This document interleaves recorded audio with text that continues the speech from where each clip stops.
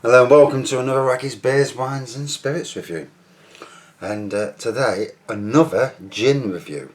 But this time I know what I'm getting. It's not from the advent calendar that's to my left. It's this fella, Hall and Bramley Gin. And more importantly for me, spiced pumpkin gin. I'm a massive fan. So it says here, a rich and warming spiced pumpkin gin. 37.5%. Now, as you know, most if you follow gins and gin liqueurs, most gin liqueurs are around the 20% range, which means they've been watered down, flavoured and watered down. This is 37.5%, so it means it's pretty much near full strength gin. So take the cork lid off, little cork lid. I had to bite the bloody plastic off before it went on camera. So.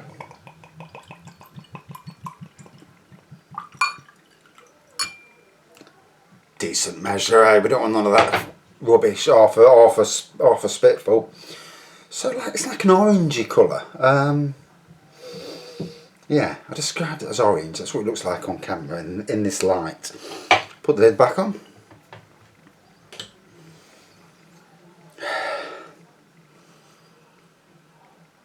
Not quite the pumpkin spice that I got when I got the Baileys and Audi pumpkin spice Irish cream liqueurs, which suspiciously both of them didn't do this year. Very miffed at that. Both sold well. Strange decisions, but you know, I'm not one of their bosses. Because if I was one of their bosses, I would make sure they got the bloody thing out. So, on the nose, I'm getting the whiff of gin. Yeah, not as much as I got a whiff of gin earlier, but that's a different review. Check my Hendrick's gin review out, and you'll see what I mean by different gins. I like not these sort of gins, the fruity gins. I do not like normal gins. And so it also, I tell you what, I'm also a fan of King's Ginger Liqueur, the King's Ginger. And that's a 40% ginger liqueur. This fella reminds me of that. I know it's spiced pumpkin, but I'm getting that ginger. It's ginger, cinnamon, nutmeg type thing, you know. But certainly ginger is prevalent on the nose.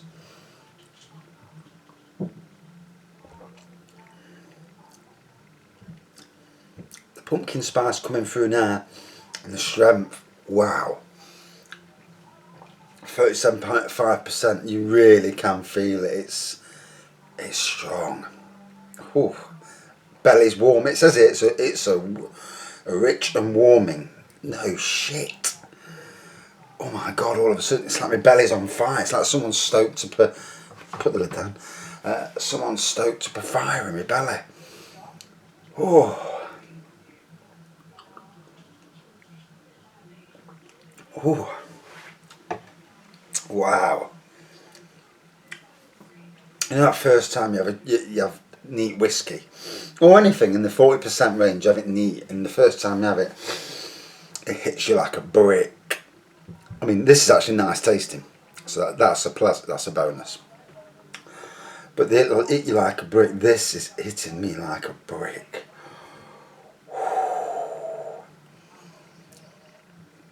So I've got a month of gin reviews for you on this channel. I've done 2. I've got 22 more gin reviews to do in there. I've got more spirit reviews to do this month because, you know, for Christmas we buy spirits, you get spirits, and it's going to be a massive month for gin. It makes up for the rest of the year when I don't do a lot of spirit reviews, but mostly back on the beers. And today I've sorted out my beer room, and that's all looking good now for spring when I move back in there. Oh, wow. That rush of alcohol. I can't show you how strong it is, obviously, for obvious reasons. But I feel battered, and I've only had a bloody sip.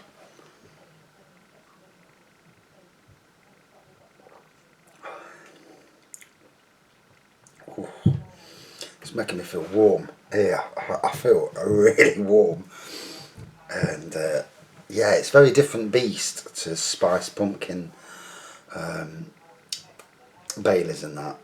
Very different beast. Not quite as nice, if I'm being honest. Tastes nice. It does taste nice, but I think that's more blended. This, I think maybe 37.5% is a tad too strong for it.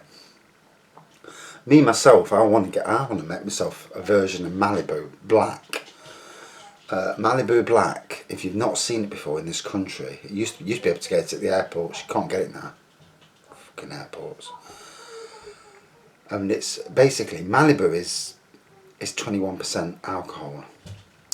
The cheaper cocoa nut rum's about 17%. They're fermented. Malibu's distilled.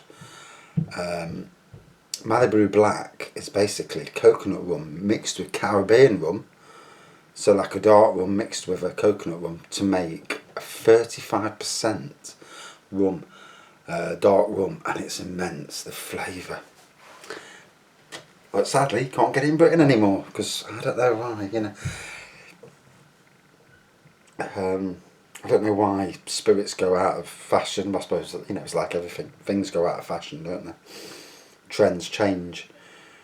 But I'm going to try and make myself a version of that. But this, seeing this and the strength of it makes me a bit apprehensive because it may not work.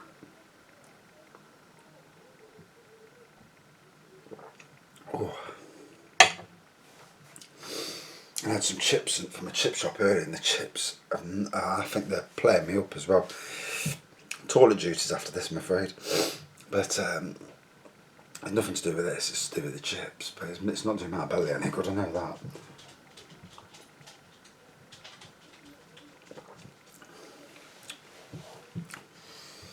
So yeah, the pumpkin spice aromas on the nose, on the taste. Ginger comes through for me. It tastes very similar to the King's Ginger Liqueur. This fella, I think it was in B&M. Can't be sure, but I think it was B&M. And she paid about 15 to 17 quid for it, which for what is it? 70cl bottle, 37% gin. It's not a bad price at all. Because you know, a lot of these 20% gins are 12, 13 quid, and they're like half the strength. Obviously, that's a decent measure that I poured out. Whew, I learnt my lesson. I am feeling so warm. If I come in from the ice cold outside and drank this, I'd be defrosted in seconds. I'm sure of it. Wow. It's a real belly warmer.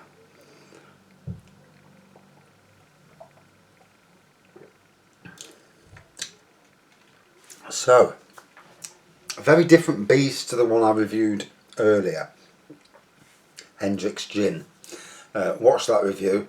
You'll see my reaction to gins that don't taste as pleasant as this gin does. This gin is not what I would class as your fruity gin. I had a plum and cinnamon one the other day, plum and vanilla rather, and that gin was sweetness, tad over sweet, but a very lovely fruity gin. This is more like a whiskey gin in the way it is, in the way it tastes, the way it hits you. And I've got to say, it's a beast in its own right, a good beast. Is it Manchester Drinks Company again? Oh no, Handcraft, all in Bramley. But yeah, it's a really different beast of a gin. So critical point, the spiced pumpkin is there, it does taste the spiced pumpkin, but it's strong, bloody hell it's strong. So, you know, pour yourself a low measure of it out, get used to it, get your body used to it before you go on to big measures, because it's going to knock you out. I mean, I can feel it, it's giving me a right kicking. And I had some drink earlier, but that's gone out of my system totally, so I was totally sober, you know, in my eyes anyway. But that's given me a right kicking. Out of 5, ooh. Not quite the spiced pumpkin flavour I was expecting, but I think the strength overtook the flavour by a bit. So whilst it is super strong, I heard some rattling and I thought, fucking hell, it's not any issues again, but it isn't, it's above. But yeah, it's maybe a little bit too strong. However, smells good, tastes good. What more can you ask? Don't drink it on a dodgy berry though if you've had some dodgy chips from a chip shop, because it's not done me any favours, to be fair. Out of 5, I only give it a 4.4 out of 5. It was okay. Not the best one I've had, but it was nice enough. Right. Thanks for watching. See you soon.